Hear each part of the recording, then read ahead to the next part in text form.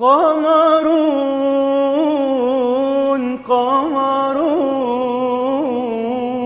قمر سيدنا النبي قمرون. Tadi muliakan Allah Ta'ala, hidup kita di dunia ini adalah perjalanan menuju akhirat. Allah jadikan dunia ini tempat ujian untuk menampakkan kepada manusia siapa orang-orang yang betul-betul beriman kepada Allah. Bukan Allah ingin tahu, Allah itu menguji bukan ingin tahu. Allah sudah tahu segala-galanya, tetapi Allah itu menguji agar kita ini tahu. Bagaimana Allah tidak tahu, sedangkan Dia yang menciptakan, Dia yang mengendalikan seluruh hati manusia ini. Allah Maha tahu apa yang dalam hati. Hati baik, hati buruk, Allah tahu. Tidak perlu diberitahu, tidak perlu menguji. Tetapi Allah memberikan ujian agar kita sendiri ini tahu bahwa kita ini di mana. Seorang guru tanya kepada muridnya, bukan karena guru ingin tahu, tapi supaya murid itu tahu kalau dia ini pintar apa dia ini goblok. Guru pun juga sudah tahu, sudah bertahun-tahun ngajar murid itu juga tahu nih, kalau saya tanya ini nggak akan bisa jawab dia. Tapi kadang-kadang murid ini merasa pintar, nggak ditanya biar dia tahu kalau dia ini goblok. Allah Maha tahu segala-galanya, Dialah yang menentukan segala-galanya. Allah menguji manusia dengan macam-macam keadaan. Keadaan itu dua aja, keadaan menyenangkan, keadaan menyusahkan. Wa nabluukum bisyarri wal khairi fitnah atashkurun. Aku akan menguji kepada kamu dengan kebaikan dan keburukan. Allah datangkan perkara-perkara yang baik, yang menyenangkan. Allah datangkan perkara-perkara yang buruk, yang menyusahkan. Disitulah tampak bagaimana iman kita. Kalau orang itu imannya benar, maka menghadapi perkara yang menyusahkan, dia tawajuh kepada Allah. Karena yang menyusahkan ini pada hakikatnya Allah pula yang mendatangkan. Kalau dia menghadapi perkara yang menyenangkan, hatinya juga tawajuh kepada Allah.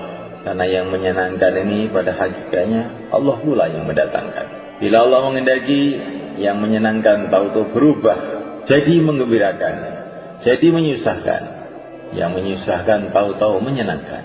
Menghadapi teman, hatinya tawajuh kepada Allah.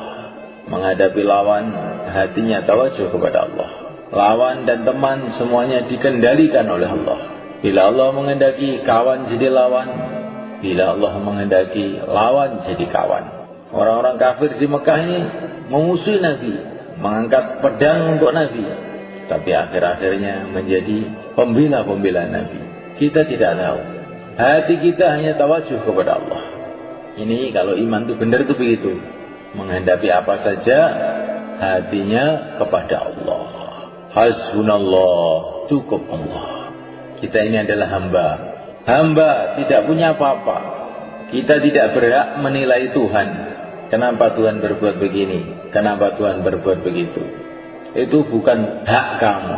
Urusan kamu itu adalah apa yang harus kamu kerjakan. Apa perintah Allah untuk kamu. Itu yang kamu pikirkan. Apa yang akan dibuat oleh Allah, itu bukan urusan kamu. La yus'alu amma yaf'al wa hum yus'alun. Kamu tidak berhak untuk bertanya, kenapa Allah berbuat begini? Tapi kamulah yang akan ditanya oleh Allah. Kenapa kamu berbuat begitu? Kenapa kamu berbuat begini? Ini perkara ini penting mulai kan. Inilah iman. Ada sebagian orang itu kalau gembira lupa kepada Allah. Nanti kalau sedih baru ingat pada Allah. Ada orang yang sebaliknya. Kalau sedih lupa kepada Allah. Kalau gembira baru ingat kepada Allah. Orang yang beriman yang benar, sedih ya ingat pada Allah, gembira juga ingat pada Allah. Menghadapi apa saja hatinya kepada Allah. Innallaha ma'ana, Allah bersama kita. Innallaha ma'ana, Allah bersama kita. Itulah pelajaran dari yang mulia Nabi Agung sallallahu alaihi wasallam kepada Sayyidina Abu Bakar di Gua Thaur ketika dikepung oleh musuh dari segala arah. Innallaha ma'ana, Allah bersama kita. Ketika orang itu sampai ke tingkatan ini, semulaikan hatinya selalu menghadap kepada Allah dalam urusan apa saja, maka sudah menjadi ketentuan Allah, itu orang nanti akan dapat macam-macam pertolongan yang dia tidak kira-kira. Selagi manusia itu hanya terkesan dengan makhluk, gembiranya dengan makhluk, susahnya dengan makhluk, maka dia tidak akan dapat pengalaman iman. Tapi kalau orang itu hatinya sudah betul-betul menghadap kepada Allah dalam suasana-suasana apapun, maka di saat itulah dia dapat pengalaman. Pengalamannya orang ahlul iman, pengalamannya para nabi, pengalamannya para sahabat. Kapan para sahabat dapat pengalaman-pengalaman hebat-hebat itu? Ketika hatinya itu tawajuh total, menghadap total kepada Allah, tidak terkesan dengan makhluk. Insyaallah kan? Nabi Musa di depan lautan, di belakang pasukan Fir'aun.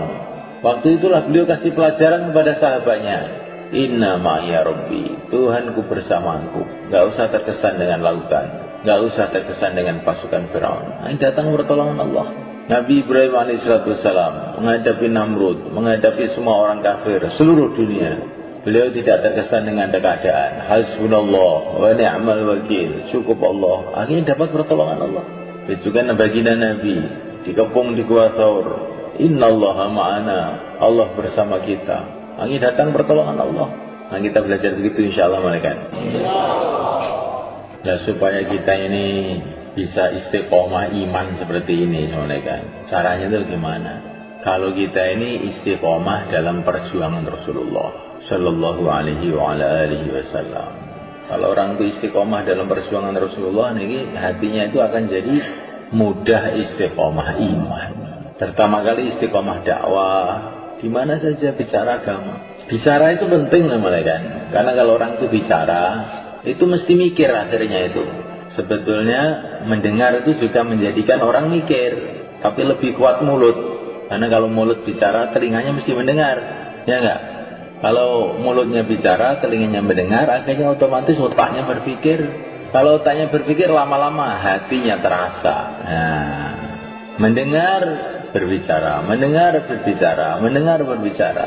Hati seseorang tidak akan lurus sebelum mulutnya lurus, kata Nabi. Istiqomah taklim, istiqomah ibadah, istiqomah berakhlak yang baik, istiqomah amal masjid. Bagaimana supaya bisa istiqomah di dalam dakwah dan di dalam amal-amal Nabi itu, supaya istiqomahnya bagaimana? Laqad kana lakum fi Rasulillahi uswatun hasanah liman kana yarjullah wal yawmal akhir wa dzakarallaha katsira. Orang itu bisa ikut Nabi itu syaratnya 3. Apa syaratnya? Harus punya duit, harus punya mobil? Tidak. Pertama kali selalu berharap kepada Allah. Pikirannya itu akhirat. Nanti saya di akhirat itu bagaimana? Dengan agama ini saya dapat keberuntungan selamanya di akhirat. Orang amal agama kok nggak ingat akhirat, nggak tawajuh akhirat, dia tidak akan bisa istiqomah. Terus yang ketiga, zikir yang banyak. Baru orang bisa ikut Nabi. Insyaallah malaikat. Itu sebatas akan derekkan Nabi, manah niki harapannya hanya kepada Allah. Walaupun dalam kesulitan bagaimana, berharap terus kepada Allah. Allah itu mudah saja bagi Allah untuk merubah segala-galanya. Harapannya kepada Allah. Terus pikirannya itu akhirat. Saya ini mau ke akhirat, maka saya harus bangun akhirat saya.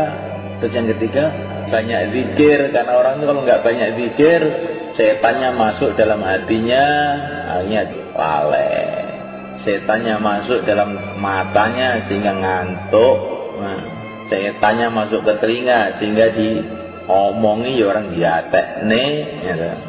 Setannya masuk di perutnya sehingga ingin makan haram, subhat-subhat, si penting boleh mangan. Nah, ya zikir itu penting. Bukan zikir sekedar zikir.